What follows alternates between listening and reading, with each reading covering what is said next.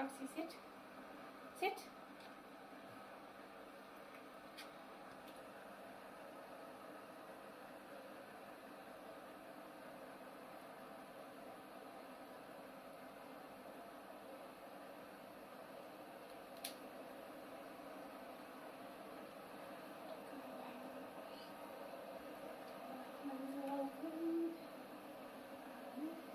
Thing you are going to do is check the IV catheter site for any signs of infection such as swelling, bleeding or redness, as well as checking that the vein has not burst or the catheter become dislodged.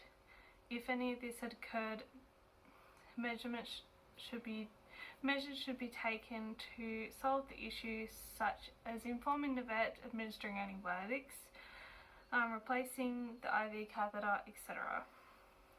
As with urinary catheters, maintaining asepsis is vital for reducing infection chances. IV catheters should be flushed with heparinized saline every 4 hours to maintain patency. Catheters should also be replaced every 3 to 4 days to reduce the chance of infection. If pain is present during the flushing of an IV catheter, this may suggest that the catheter has failed and should be treated promptly by informing the vet and possibly removing the catheter. IV catheter dressings should be removed and replaced at least once a day.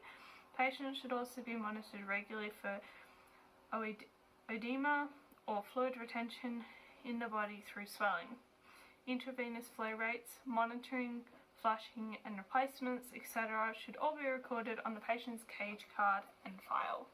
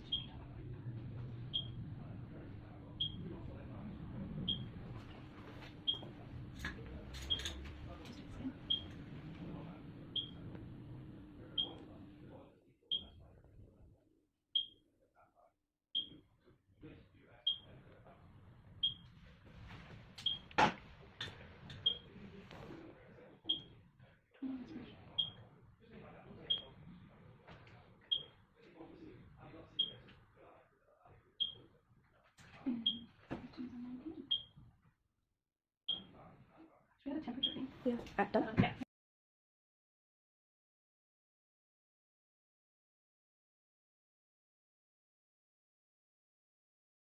IV catheterization, you're going to require catheters of different sizes. So here we have a green 18 gauge, a blue 22 gauge, yellow 24 gauge, or a pink 20 gauge. The gauge and size of the needle will all depend on the size of the patient that you will be catheterizing. You're also going to require metho, clippers, and cotton wool for skin prep, and tape of different sizes.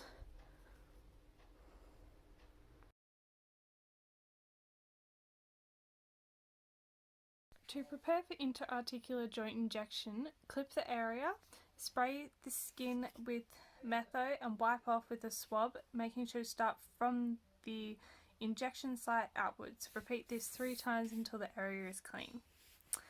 Roxy is a 13-year-old Corgi Cross female.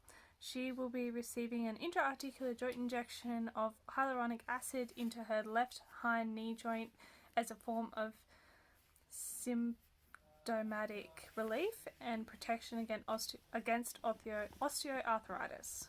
Equipment requirements for intravenous catheterization include catheter of choice, This will depend on the patient's size. Gauze, swabs, vet wrap, and tape cut to size. To perform IV catheterization on a patient, occlude the cephalic vein, clip a small area of skin above the cephalic vein and spray with metho. Wipe off metho using a gauze swab and repeat 2 to 3 times, again making sure to start from the injection site outwards. Insert the catheter directly into the vein at a 10 to 30 degree angle, keeping the bevel of the catheter facing upwards. Once blood starts to fill the hub, the catheter should be slowly inserted parallel to the vein. The catheter is then inserted over the stylet. Secure the catheter with tape and vet wrap. Stock take is performed either weekly or fortnightly, depending on the order size in our clinic. Stock take involves the checking of individual product levels, whether they are in or out of date, or broken in any way, therefore requiring restocking. A general rule of thumb is we keep between 2 to 3 bottles / boxes, etc. of each item. As stock becomes low or an item requires restocking, it is added to the order form with the quantity to order ready for the next order to be placed. Orders are placed depending on urgency of the product. Home care was only required for patients placed under general anaesthesia or sedation. Patients who were placed under sedation require rest, water access and warmth for a period of 24 hours following sedation. Sedation is commonly used for ultrasounds, therefore patients receiving an ultrasound do not require pain relief unless for a separate reason, not the actual ultrasound itself.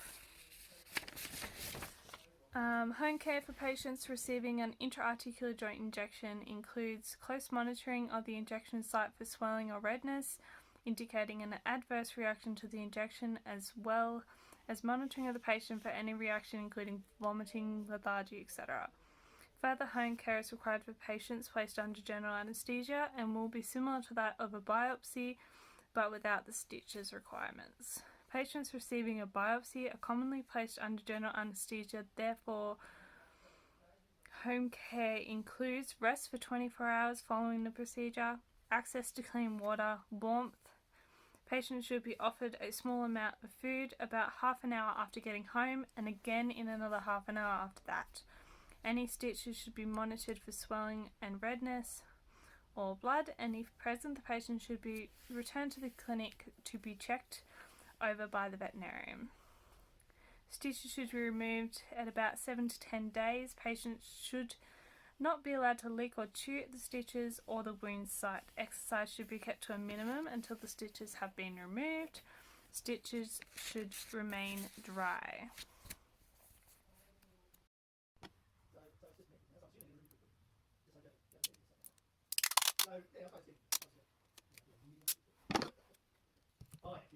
The last part of the interview process, they set all down, they get very serious, so you shoot time in that. People sort of stab themselves, because there's lots of harm, we don't put all this training, you're not going to be able to do it. So, they've really been laid out there and tell you what's like. So, and that's why when I asked it to them, Include the vein with the syringe, inject it into the vein at about 10 to 30 degree angle. Inject slowly once you're in the vein and the hub is filled with blood.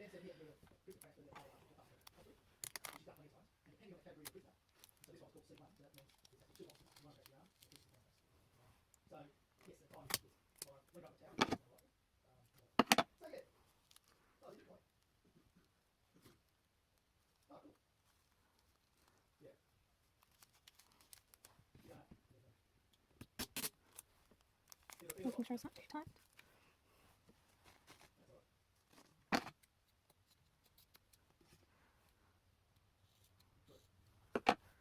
So that's what you do. That's other. Obviously, I'm not trying to choose the rifle, so I'm not worried about that. And I use 2 to 3 as well as you always have. So that's the pistols really use 38 spots. So that's what I try to tell. So exactly what Jesse doing.